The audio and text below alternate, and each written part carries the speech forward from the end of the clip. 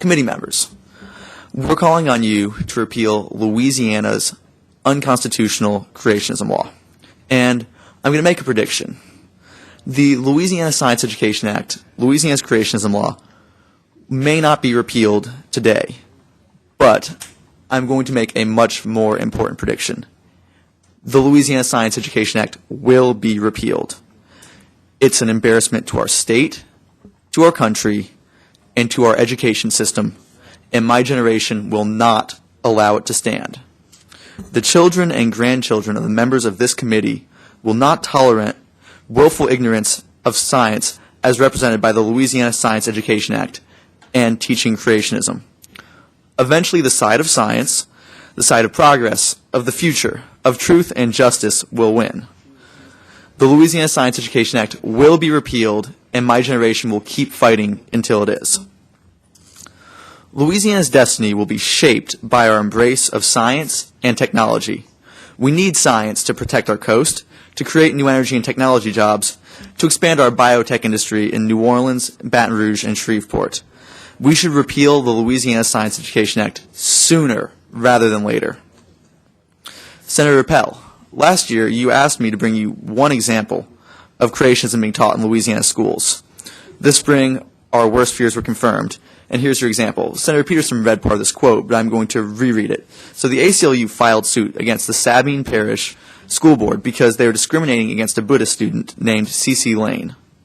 One of the many things that educators were doing in Sabine Parish they were teaching creationism. And so again, Bloomberg Views summed up the clear link from this case to the Louisiana Science Education Act. They said, the Science Education Act, the first of its kind in the U.S., permits public school teachers to use supplemental materials to help students understand, analyze, critique, and review scientific theories. Now, that sounds good, right?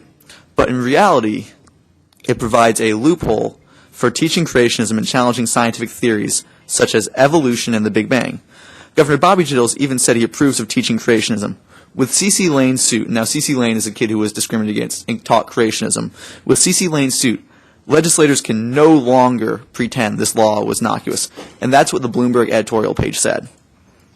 So the Louisiana Science Education Act is about creationism.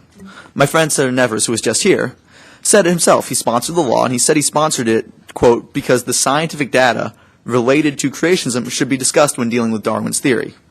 Governor Bobby Jindal, who signed it into law, said the same thing. He told NBC News' Education Nation that this was about teaching creationism in public schools. So this is clearly about creationism. We've seen creationism taught in Louisiana. The sponsor of the bill says it's about creationism. The governor who signed it says it's about creationism. And so, members of the Education Committee, I recognize that I'm not asking you to make an easy vote. But I promise you, you will not stand alone. Stand with the 78 Nobel laureate scientists, the Drew Breeses of science, who have endorsed this repeal effort.